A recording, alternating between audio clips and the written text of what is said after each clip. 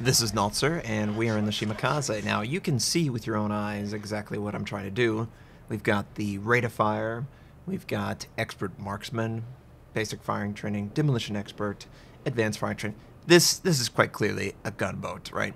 And obviously, if you can read, you would know that before you even open this video. So, a gunboat for the Shimakaze. Sounds pretty stinky. But you're going to be shocked by how amazing this game is. Just you wait. So one stat that is not listed is the turret traverse. And you might say, well, I just saw that they buffed it. How does the buff coincide with expert marksman? And do I care? Well, between the rate of fire and expert marksman, so rate of fire basically takes off what expert marksman gives me. It's about 18.9 seconds. That sounds amazing. Amazingly bad. This is a terrible build, and I can't believe that Wargaming for half a second believes that anyone would ever want to play the Japanese as a gunboat or even fire their guns at all. They're so bad that I highly recommend you never pull the trigger outside of smoke or completely behind an island. But we're going to see how this goes, because guess what? I can do whatever I want on my account. It's my account. And I would much prefer to play on the public test server, screwing around with a build, than to sit in the training room and just shoot at inanimate objects. That's actually not a good training method if you really want to get into the nitty-gritty about what you do scientifically. You don't want to change so many variables that the data is now irrelevant. Case in point, I would like to test the guns of the Shimakaze. And I need to see if a gunboat build will be effective. Well, it's easy to shoot things that don't shoot back. So obviously that's not considered, right? You just get your maximum total output and you don't consider anything. Same with the torpedoes, you know. Just send torpedoes at a target.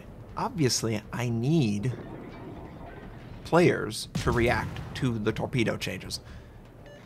They improved the detectability of the torpedoes by 100 meters. So it's not 1.8 or 1.9, it's 1.7. Oh, good. So good. Not good at all. The torpedoes still lack any interest whatsoever. And this is part of the reason why the Japanese are so bad. It's not because their guns are terrible and they have terrible traverse and the rate of fire is horrible. It's not because that they have one of the best concealments in the game. It's not because they have the highest damage output torpedoes in the game. This carries 15 just legitimately. The Shiratsuyu obviously can carry 16, but that's sort of a boosted state. No. The reason the Japanese are so bad is the detectability on the torpedoes. Their detectability is worse than the detectability of all the others with vigilance on that target. So something like 1.1 for the Soviets, because Soviets really need good concealment. 1.1, 25%, you know, you're getting it up to just a little bit over 20, 275 meters-ish. So let's just say like 1.5. Let's just say 1.5. Worst case scenario, it's 1.5 with vigilance. Okay, that's still easier to see than the Shimakaze if you send Shimakaze torpedoes at a target that does not use vigilance. But they do so much damage, Notser. They can one-shot a destroyer. Yeah, they can one-shot a destroyer. You don't seem to care about all the cruisers that get one-shot, and the French cruiser line that's definitely going to get one-shot a buttload. But, oh, let's step back a second. Let's consider the torpedoes. We don't want people to accidentally die to torpedoes. I don't get the logic at all from a torpedo standpoint. Now, we've done 17,000. Not impressive at all.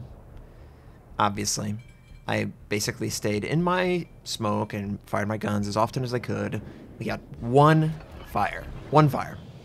Our chance to light the target on fire is like 10 or 11%. It's bad. Like, how bad the guns are for how good the chance to light the target on fire is. It's just, it's not a viable build. And the reason it's not a viable build from my standpoint is that the Germans and the Americans, you know, what this is competing with, they don't have to invest anything into their guns to be successful with them. They don't have to change their expert marksman. You know, the turret traverse is great. They don't have to get rate of fire to compensate for a slow rearm. They don't have to do any of that.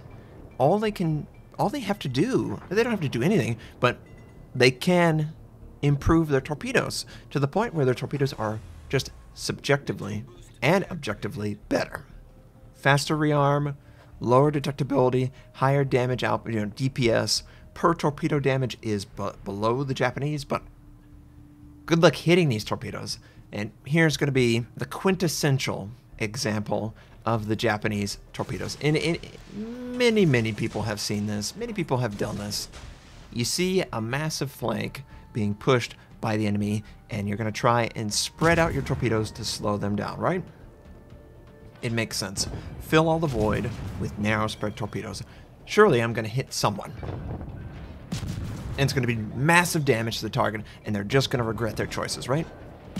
We're going to work on the Izimo. We're going to come back to that. We're going to see the damage output on the Izimo. But I got a spoil for you guys.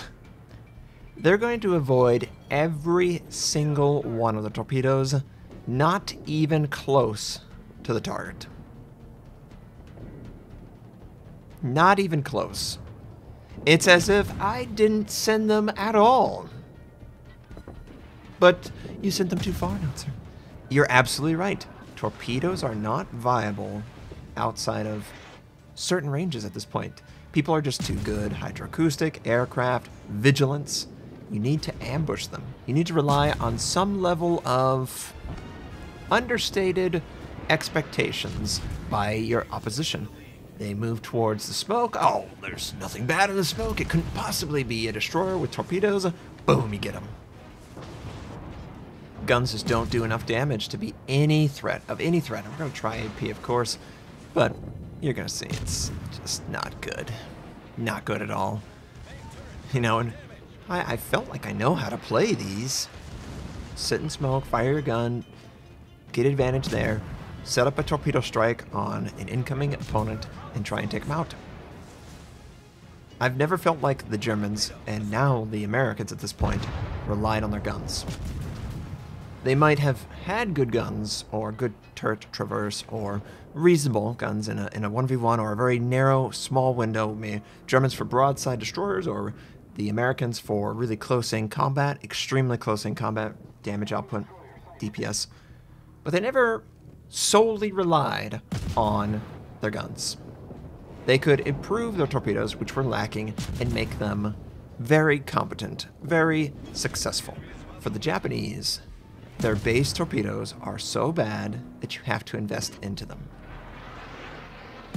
Their gun systems are so bad that you have to invest into them. So there's just going to be an inherent part of the ship that's giving up to your opposition. Soviet destroyers, of course, outclass every single Japanese destroyer in existence. Maybe the Akizuki's better, I don't know. But the Hobrovsk, the Grozovoy, they kick the Shimakaze's booty so hard. You don't want to be anywhere near that. And the Americans, solid guns, make your torpedoes solid as well. The Germans, really fast torpedo rearm, so you can sit in your smoke, try and bait in your targets to move in for the kill. You have hydroacoustic to protect yourself from incoming torpedoes. You have that great AP if they show too much broadside.